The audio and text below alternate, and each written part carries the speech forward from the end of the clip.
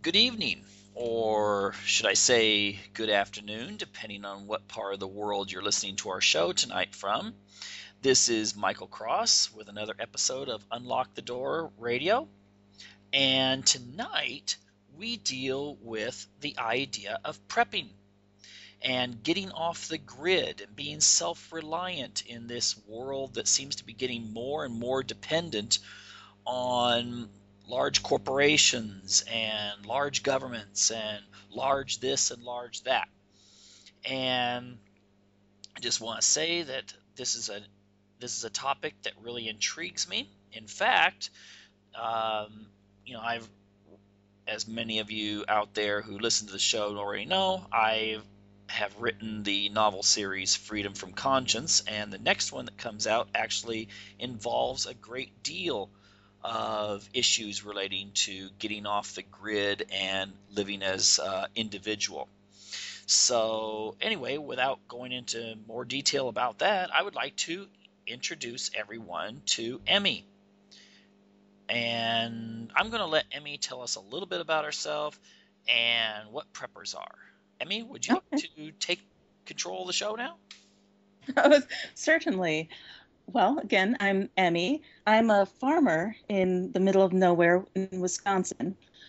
And we have a small farm, and we live as we're not quite off the grid yet, but we do a lot of things on the farm without reliance on modern machinery. We do almost all of our farming by hand. No machines, no tillers, no tractors. We also heat entirely with wood, and we cook on a wood cook stove. So we do a lot of things that our forefathers and foremothers would have done. Um, what can I say that preppers are? Well, preppers are basically, it can be an individual or a group, and they prepare or make preparations for any change in normal circumstances. This can be anything from a worldwide scale apocalyptic event. Um, some people claim things like a pandemic or uh, solar rays or things like that, but it can also be something like a change in uh, a personal scale, such as a loss of a job or an illness, death of a family breadwinner.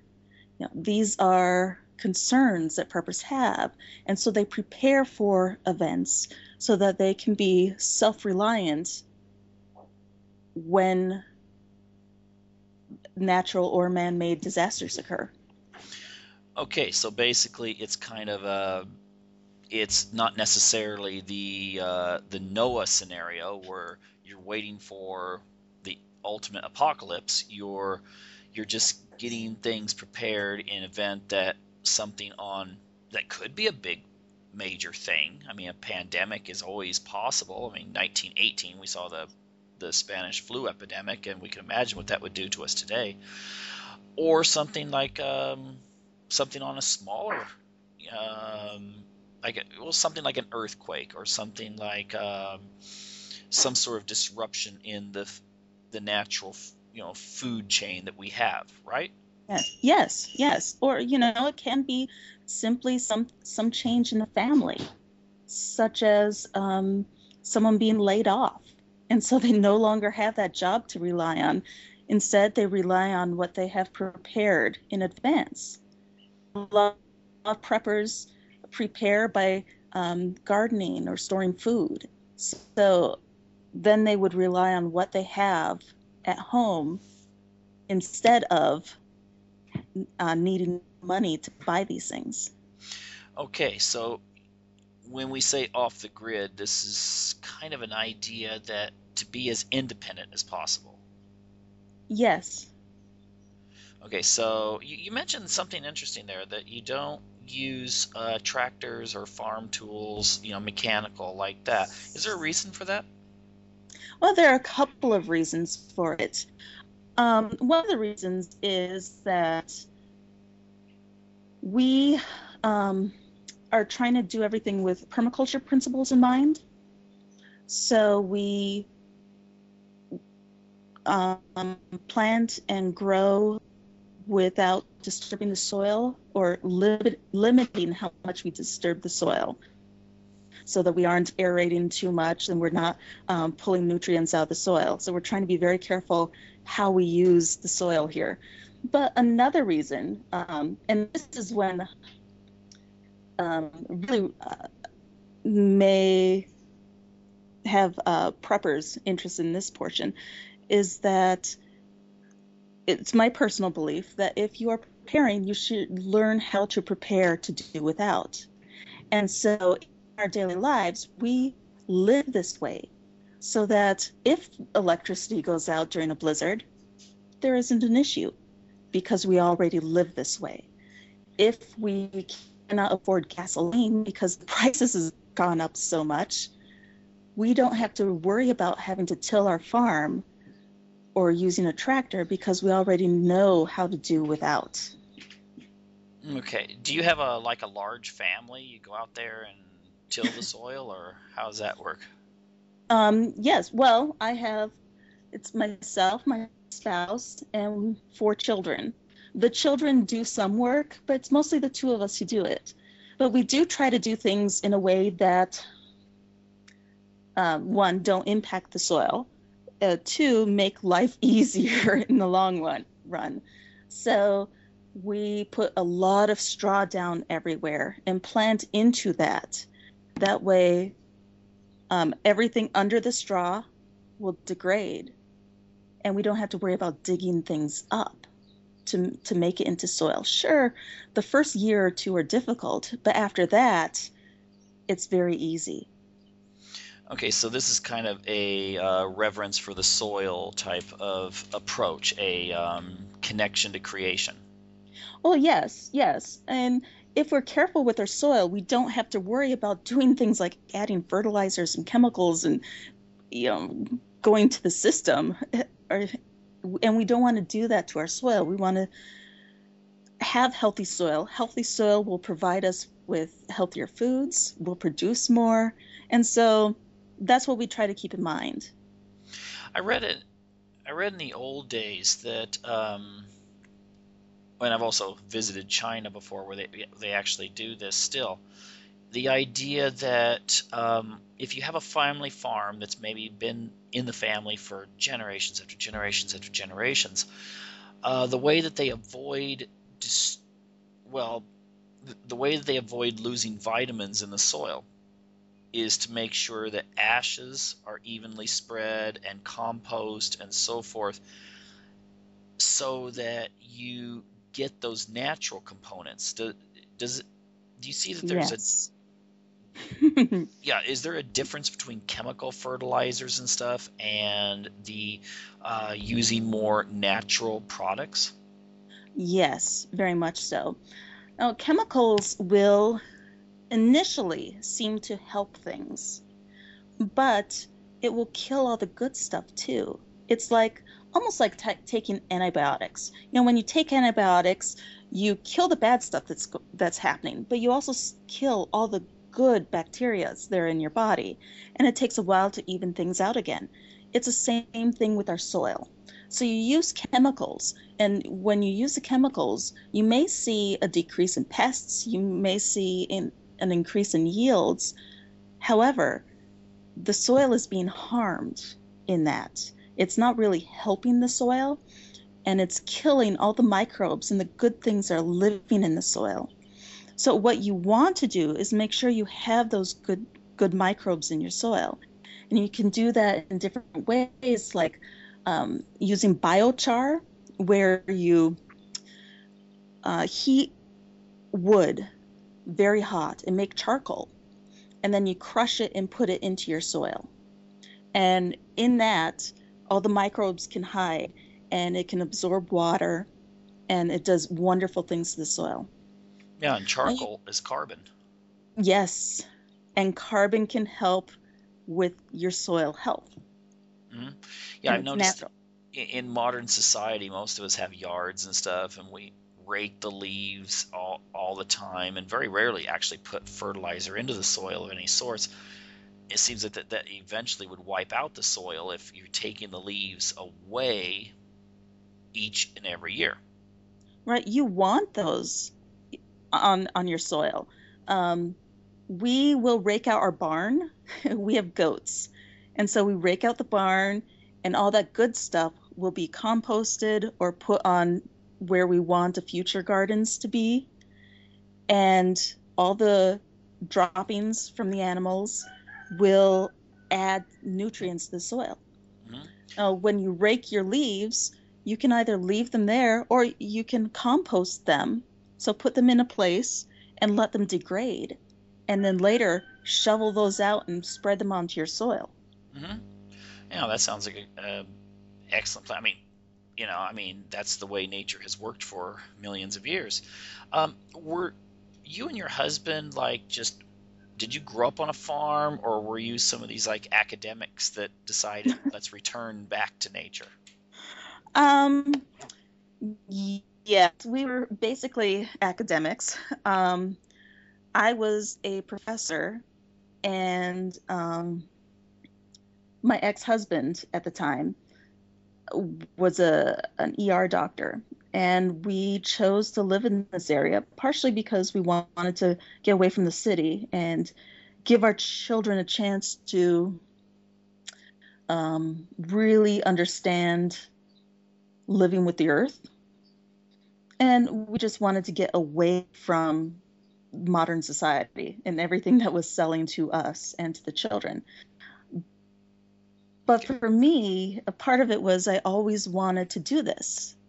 I had this dream of being Laura Ingalls Wilder when I was a child. This was all encompassing for me. And it became a natural part of my journey, from living in a city and growing tomatoes in pots and digging up my front yard to coming out here and doing this. All right. Excellent. Well, what kind of people are getting into prepping nowadays? It seemed like originally a lot of the preppers were kind of fringe groups, but nowadays it seems like there are many, many different types of people who have been turning to prepping. A lot of them are, there are a lot of preppers who are part of a religious group or former military, but there are a lot of preppers who are simply concerned about the economy or other issues going on in the world. There are preppers who are housewives. There are preppers who could be your next door neighbor. I mean, preppers could be just about anyone. But what they're really looking for is to be self-reliant in whatever manner that may be for themselves. But that's what they're looking for. Okay, you mentioned you have 4 kids. How do they have all like the? I mean, do they have chores, or do they, watch a lot of TV, or what do you homeschool? I mean, these are kinds of things that. Well, let me let you answer that. Okay. Yes, there are 4 children at home. I have another child who's off at college. But the 4 children at home, 2 of them will be homeschooled next year, and 2 of them will be in public school. And these are, we've chosen to do that for the particular needs of each individual child. The children all have chores. They all know how to milk a goat. Yesterday, we were collecting chickens to bring to a butcher so that we can sell at the farmer's market. And all the children were out there helping catch chickens. This is part of what we all do together. It's part of our family time. Weeding in the garden, working together. Now, the kids we don't have television at home. We do have a TV that we can hook up to Netflix, but we don't have any television channels. So the children rely on each other to play with. They will play with blocks and Legos and build forts and hunt caterpillars, and they do a lot of things outside. All right, so they don't spend all day watching children's networks and learning to Oh, be no, good no. consumers. No, and I did have television for a while, and I found it very disturbing. When I sat down to watch what was available for children, I did not want the children to have access to that, where parents were idiots and adults were not shown any respect. It was just a point of deciding what was for our family. Yeah, I hear you there. I'm always battling my kids in regards to TV. We at least got rid of their cable and everything. And they didn't like that at all, but at least now they're doing more things. Um, so why do you think this is important for people to consider today as an option? Well, we live in very uncertain times with the recession that occurred a few years ago. Oh, we're still in that. Yes, we are, but the original, when it first happened a few years ago, and even though they claim that we're recovering, a lot of us still feel it. The economy is not stable, and we, in my opinion, we live in a very fragile society. We live in a society where most of our meals travel 1,500 miles to get to our table. What happens when something in that system breaks? If gasoline becomes too expensive, food prices go up. If suddenly we have a shortage of oil, well, how will that food get to us? We don't know what's going to happen between the economy and our dependence on electricity and oil, and we are so far away from what we were. We are so far removed from our food system and understanding where things come from. Well, Things don't just magically appear at the store. They have to get there somehow. I was just thinking, back when my dad was in the Depression, he's told me where they had to go out and catch grasshoppers to feed the chickens and stuff, so the chickens would have food. And the thing is that during the Depression era, everyone had still connections to extended family. Yes. And so, at least to a large degree, if you lost your job and your home in an urban area, you knew that you could go to your brother, sister, cousins, and so forth, and kind of wait out the economic collapse. Nowadays, smaller families, those smaller families seem to be fragmented. I'm not exactly sure what people would do if there was a major breakdown in the infrastructure. Well, another issue with that is during the Great Depression, people still had skills. People knew how to do without. They knew how to mend a sock. They knew how to take flour and butter and water and make a pie. They knew how to do a lot of things from scratch, which is really lost on a lot of our society today. I remember when I was younger, I didn't know that you ground wheat berries to become flour. I didn't know that potatoes were a plant that flowered. We are so removed from that if something large happens, there aren't a lot of people who know these old time skills. Yeah, what would happen then? That's an excellent point. I don't think most people know that you could take a potato and cut it in pieces and plant it and grow more potatoes. Or something like that. Exactly.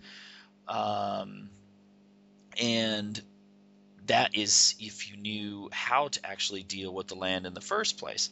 Now, speaking of which, do you network with other people, form groups, help one another? And I'm thinking this. there are. I was listening to a presentation that a researcher was given about life before 1963, and he said that neighborhoods were different in those days because people would, if your neighbor lost his job, you would actually, I don't know, it sounds like a Fred Flintstone and Barney Rubble thing. You would actually go out and see what you could do to help him find a job. People would watch over each other's kids. People would do all these other things to assist one another. You knew who your neighbor was, and that's been lost in recent years. And do you belong to networks that try to pull your resources together? One person maybe knows how to fix a car, the other one knows how to, whatever. Well, we're very fortunate to live in the area that we live in. There are a lot of like-minded people. Now, I don't call myself a prepper necessarily. I consider myself more of a homesteader, but homesteaders naturally prep. We prepare for anything that may occur. But so there are a lot of like-minded people, and we often just help each other. And we haven't necessarily formed a group or anything, but the other day we had to shear our sheep. A friend offered to come over and help us. We've gone over to help a friend who had to move out of her house and needed a place to stay, so she's coming here. This is the type of thing that neighbors do for each other. Now, I did not have this type of neighborly experience when I lived in a city. This is all very new to me, and as I've planted my feet into the ground here, I've experienced more and more of it, where the community rallies together to help one another. It's pretty amazing, and we like to think of that. Our family likes to think about the micro community and microeconomy. How can we help each other? We would much rather help a neighbor, buy something from a neighbor or barter with the neighbor than go to a store. This is how we build our community, and so that when something happens, we can turn to each other. So you don't have to turn to the Walmart. No, we avoid places like that as much as possible. Yeah, it seems then that not only you're trying to be individually self-reliant then, but also extend that to people who would, in event of a natural emergency, come together and maybe give you more security and strength then. Well, and we realize that no one person, no one family unit can know and do everything. We have to work together as a society, a small cultural group, or what have you. And if you think about in medieval times, there were people who focused on baking. There were people who were butchers and candlestick makers. There were people who worked together or had their niches, and things were traded back and forth, or people would go from one to another. That's how, groups formed. And there's no reason that things like that can't happen again, instead of relying on big stores. No, and if you go into psychology or sociology, there's a very strong importance to having local identity, where it seems that nowadays a lot of, especially I'm looking at kids, but a lot of kids, their identity is connected to, I don't know, Miley Cyrus and One Direction and Justin Bieber and all this kind of stuff, instead of being connected to what's going on in their principal neighborhood or group of friends. Yes. And there are so many influences on our children and on all parts of our society now that don't directly impact us and our real lives. Reality television is far from real. Yeah, I don't understand how anyone could watch that stuff because the mere fact that you have a camera there means it No, can't be a reality show.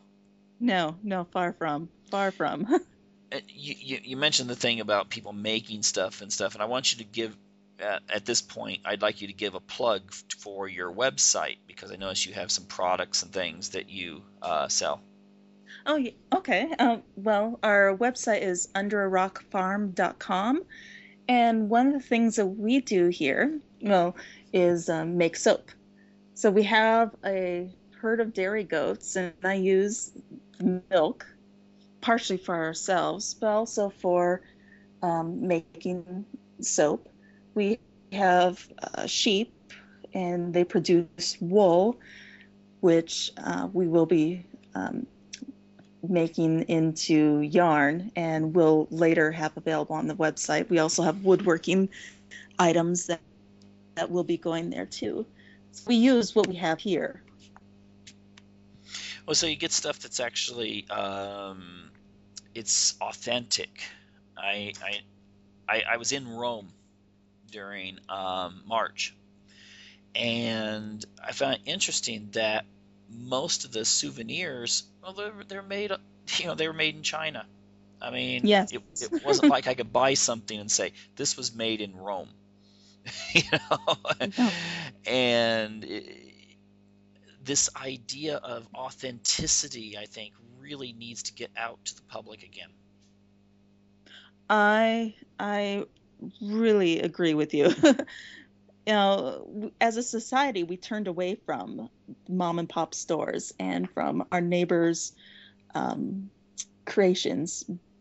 I don't know if it was because we believed the big box stores had better things for us, or it was part of the affluenza, the focus on being affluent and buying things. But having things from our neighbors or local craftspeople, there is a touch to it. You can see the mark of the artist in these items, and you are really helping local people. You're helping people in your local economy instead of giving money to a CEO someplace. Yeah, and most of that money now, they've cut out the middleman so much that you have a bunch of people that are essentially wage slaves, then some people that are really rich, and then everything's outsourced to East Beijing. Exactly. Yep. And that's part of what I think is part of our a lot of the economic issues in our country today. Mm-hmm. Yeah, and this. Well, I'll get back to. I'm going to get to GMOs and some of this other stuff shortly. So, you would suggest this prepping and becoming more in touch with nature as a way to bring families back together, to get rid of that idea that you've got 4, 5, 6 people sitting in a living room and they're all on either their laptops or their TV show or their iPhone or whatever. Oh, absolutely.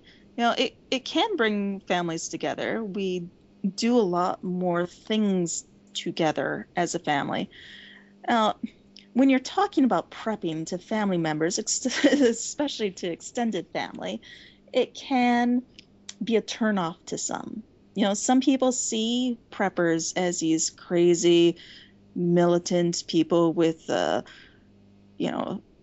tons of guns and a bunker, and they're not necessarily like that.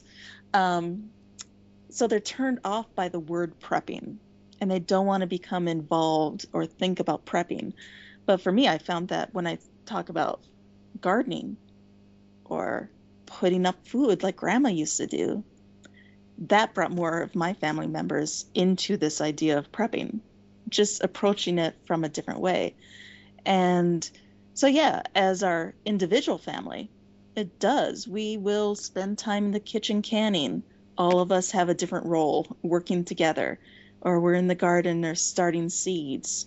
The other day when we were shearing our sheep, all of us were out there herding the sheep. the little kids, even our 6-year-old was out there helping herd the sheep. And these are things that our children know how to do. So because they're living like this, my 14-year-old can run this farm on her own. She knows how to milk the goats and make cheese and cook on the wood cook stove. It's pretty remarkable because we're doing all this together and it's a part of their lives. It has brought our family much closer together.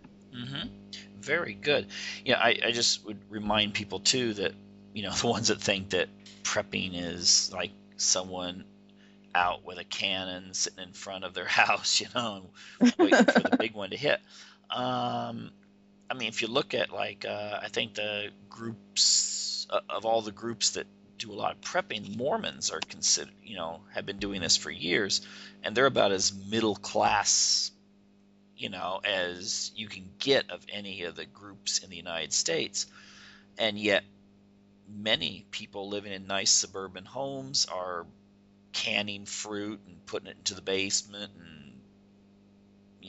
preparing wheat and stuff like that. It doesn't seem like you necessarily have to go out 50 miles away from nowhere and set up shop. No, you don't. And as I said before, I started doing this in a city. I was what you may call an urban homesteader. I was growing in my yard. I was canning in the kitchen, walking to the grocery store, or walking or biking to the farmer's market. You can do this anywhere. You don't have to be in the middle of nowhere. Okay, excellent. I was going to get to how people can get started on this towards the end. What do you think? Just your guess. What are the chances of some sort of major meltdown in society or in some aspect of our infrastructure? And when I say infrastructure, I mean just how everyone is connected. It's not just roads and factories, and well, we don't have factories so much anymore in America, but roads and airports and distribution centers and so forth. What worries you the most? Well, what worries me the most, as I mentioned before, our food system is what worries me the most. Since so much of our food travels so far, I really worry about that very, very fragile system. We have a lot of people living in cities who don't know how to grow food. Fortunately, urban gardens are popping up all over in cities, but still a lot of food has to be shipped from California or Florida to the northern cooler states.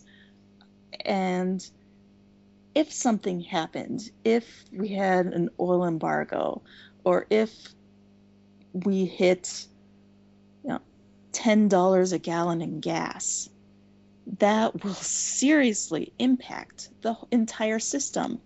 So if you think about it, oil is used in almost the entire food system, from the petroleum used to create the fertilizers and the chemicals used to create the fertilizers, the machines that are used to plant and spray and harvest, the machines that are used to transport and refrigerate our foods.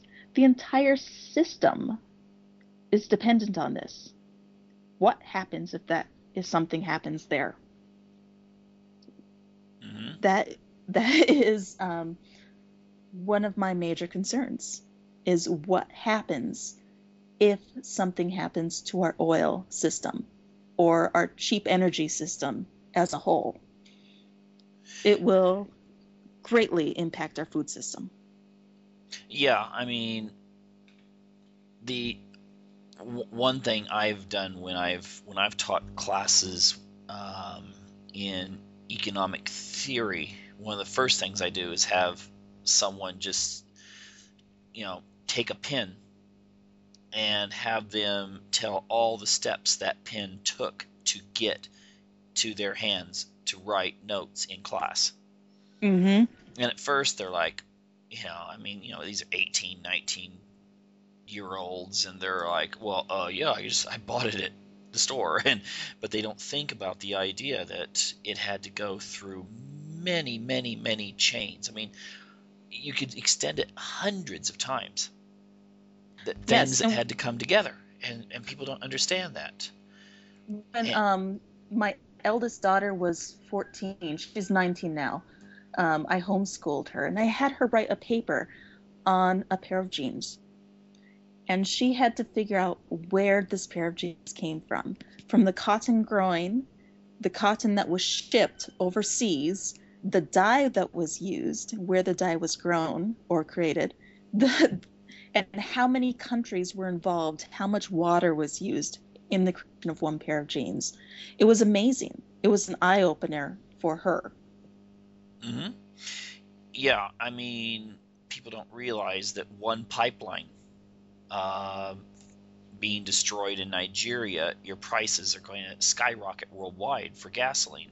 If there was a war in Iran, all these other things, all of this could get your food price. If America loses its the reserve currency status, Mm-hmm. Food prices are going to be really high in the United States.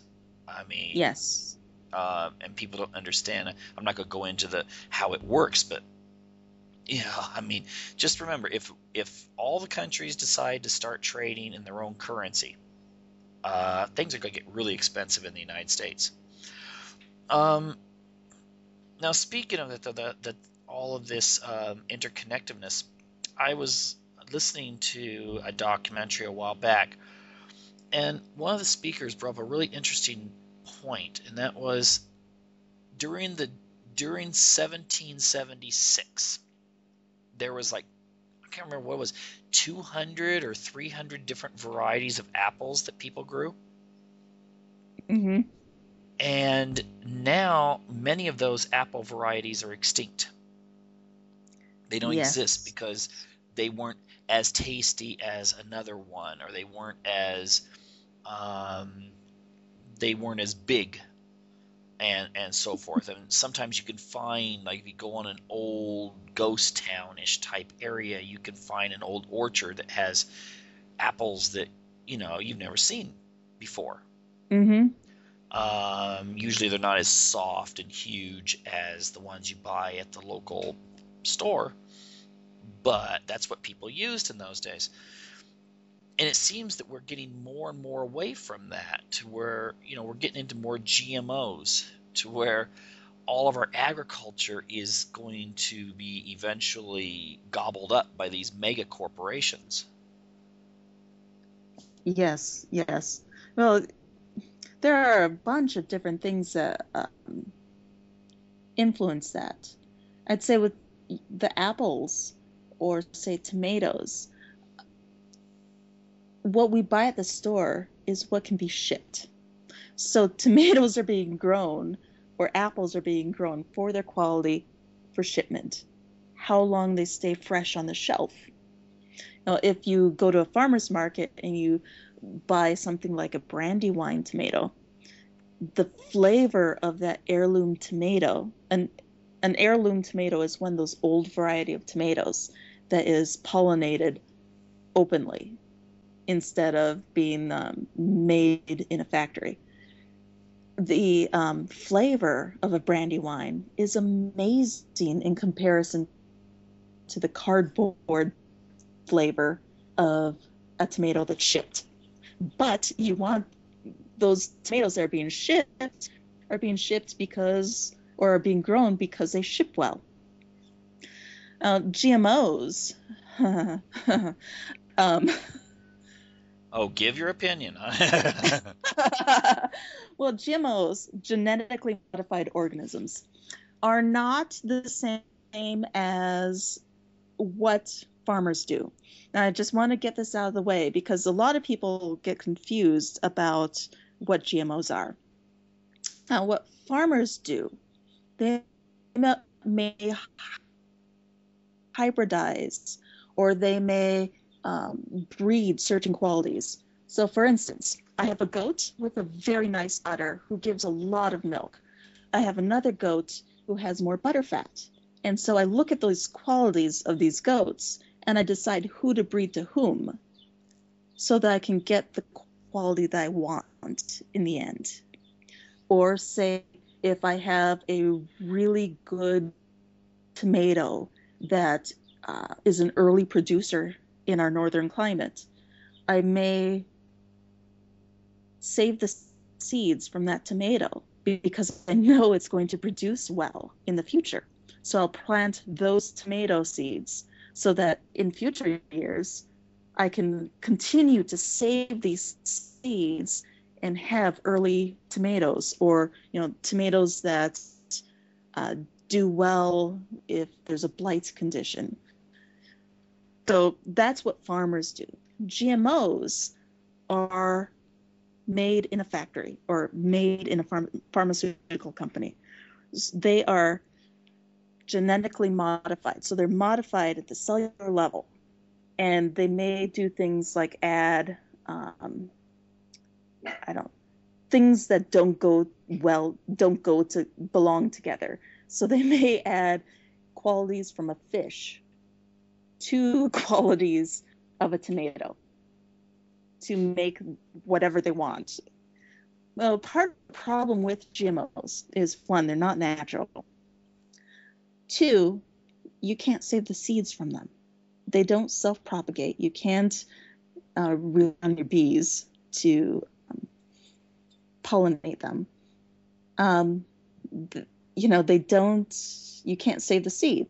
So a lot of farmers elsewhere who started using GMOs found that, oh my goodness, I can't save these seeds. Now I have to go back and spend more money on these seeds. And so they're part of a system where for generations they used to save seeds. Now suddenly they can't. And they're finding themselves further in debt. So you're saying that if I buy a tomato, there are tomatoes that I can buy at the local store in America. And if I try to plant the seeds, they'll grow. They won't grow as efficiently, or they won't produce at all. It depends on the type of tomato. If you buy one that is a heirloom tomato, say from the farmer's market, you can save the seeds from that and grow the same type of plant next year. If you buy a GMO, it may not grow at all.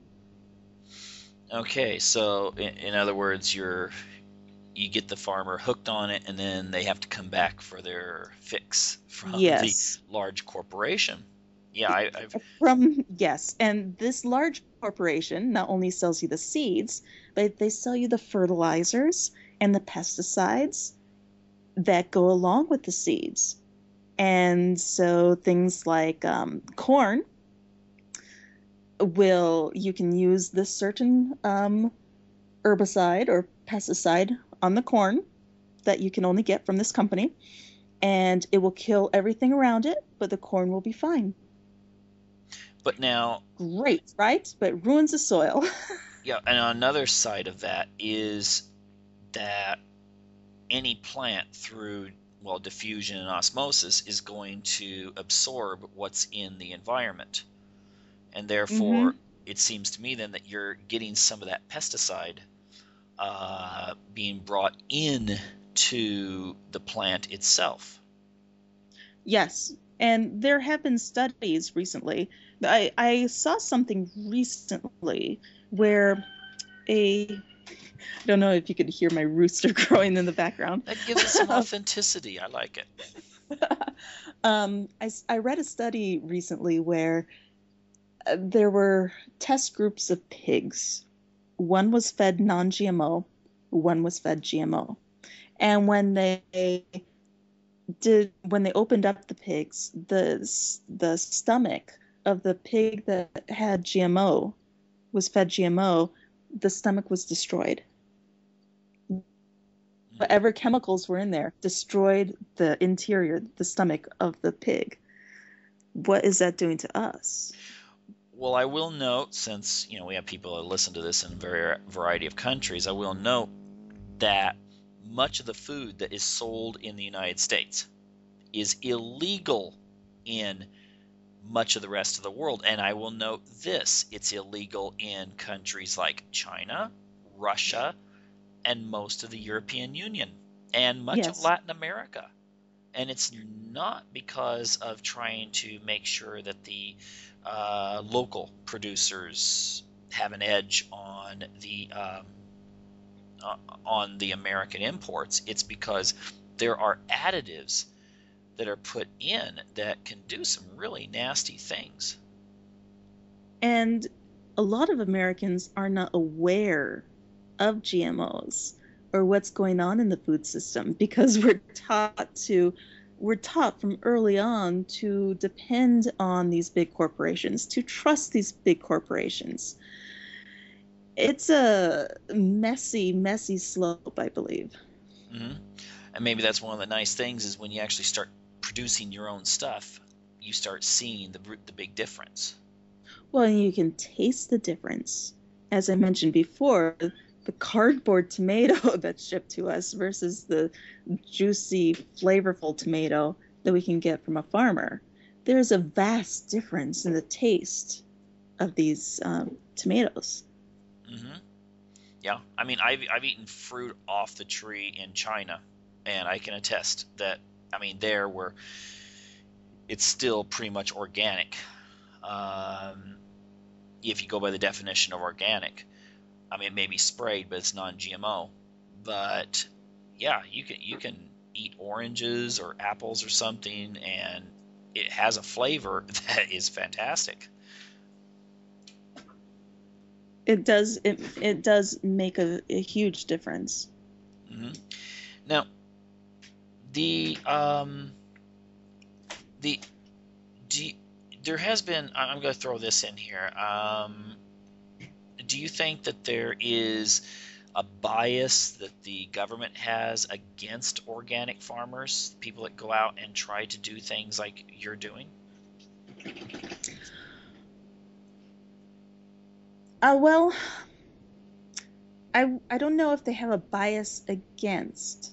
However, there are a lot of subsidies for farmers who are using products from the big chemical companies.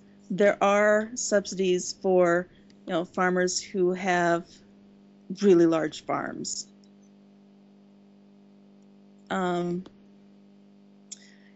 We have found that there are a lot of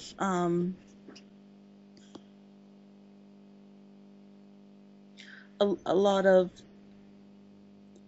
things that we have to purchase that,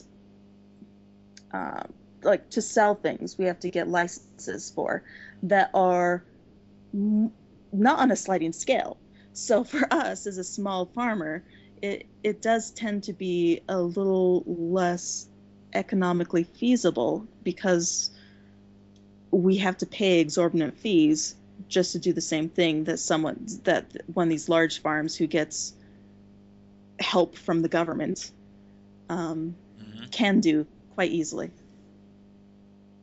Yeah, I've noticed. I'm going to throw this in again. I'm not working for the Chinese Tourist Bureau here, but one product that I noticed a huge difference in. You mentioned pigs. One product I noticed a huge difference in when eating it in China is bacon. And I remember when I was a kid growing up, I used to love the fat on bacon, but usually it was mostly meat, and you have that little tiny strip of fat on the top that was really tasty. I really liked that. But now when you buy bacon, for the most part in American stores, it's white. It's mostly fat.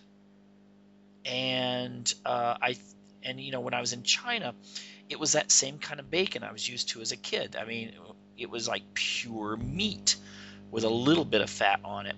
And the only difference I could see was in China, most of the pigs are still raised on traditional farms where they're running around and fighting and playing and doing all kinds of stuff. And their bodies are more natural, versus there are pigs that are raised in America where they spend their entire life and they cannot turn around. Yes. And they are being raised just to get fat and big, nothing more. Yes, and that's true. And they feed them constantly so that they can get fat very quickly. And they can't make muscle because they're not moving. Now, we have hogs on our farm, but we pasture raise them. And instead of huge lots, we have natural feeding programs. The larger the CFOs, grow them economically, or grow them for market, but as quickly as possible. Our hogs take longer, but they're more meat. They're meatier here than what you can find at the store. Probably don't. Oh, go ahead. Oh, but also because we grow heritage hogs, so our hogs are bred for roaming the woods, for rooting, instead of the commercial hogs, which are bred for and engineered for fat and very fast growth. Yeah, I knew a guy who goes out and uses he hunts boars out in the woods, and he does say, he uses the bow and arrow thing. And he says that the meat is far superior. These animals are delicious. Now, in the few remaining minutes we have, I want you to imagine let's say I'm a person living in one of those tract houses they have now, large house but very little yard, or living in a condo or something like that. How could I incorporate some of this and start the process of trying to be more independent and getting into the prepping thing and not having to move away? One of the things that I recommend to people is to start by growing something, learning how to grow something. You can grow something almost anywhere. You can do vertical gardening. You can grow in square foot gardens. You can do creative storage solutions for things under your bed. So, if you're canning food, you can put it into smaller places, or places like under your bed, or create a table that is, the interior of it is food storage. But seriously, I believe that people should learn how to grow. You can't simply wake up one day and say, oh, I'm going to grow something and I'm going to grow all my food. This takes time and practice. And each year you can get much better. Now, you can only store so much food, and eventually it will run out. So growing food, I think, is one of the most important things to learn how to do. And most people in their communities, there are community gardens. There are also rooftop gardens. People can grow on balconies in a pot. Just grow something, even if it's a bed of lettuce in a window in your house. Learn how to grow something. Mm-hmm. Yeah, I mean, if nothing else, let your kids see exactly what goes into creating something. Tomatoes, I think you could grow pretty easily in a window.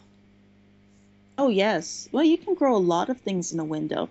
And if you think about your garden, things like lettuce, like a shadier, less lighting. They don't need the really direct sunlight. So you can grow pots of lettuce in just about anywhere in your house. Well, Do you think you mentioned affluenza, and I've seen the documentary called Affluenza. Do you think that we could see the beginning of, well, in the 1960s, there was kind of a dissatisfaction with corporate America, and people tried to get back to the land. Of course, that was co-opted by the powers that be. But do you see that in in the next couple of years that we may actually see another beginnings of a counterculture movement, or are we so engrossed in the new digital / material age that that's not going to occur for the majority of people? I think you're already seeing this, that this is already starting. When I started this journey about 10 years ago, there were people doing it, but not very many. And now you're seeing so many more people who are part of the homesteading culture. Because there's only so much pressure that this system can take before it breaks down in one area or another. Like I mentioned, with gas prices are already a few dollars a gallon more now than they were a couple of years ago, and that impacts the price of food. So you're already seeing this. I don't think it's necessarily like a 1960s counterculture movement. I think it's much larger than that. Okay, so that more people are going to see that they're going to have to do this in order to maybe maintain their regular standard of living. Yes, yes. And it's not so much about politics necessarily. A lot of people think that preppers are part of a political group, but there is a lot of deep unhappiness within our own American political system, regardless of the side that they're on. And sooner or later, something has to give. And so, this is part of our reaction to the political system. This is part of our reaction to our economic system. And we realize that our nation cannot sustain this. I think it's a great reaction.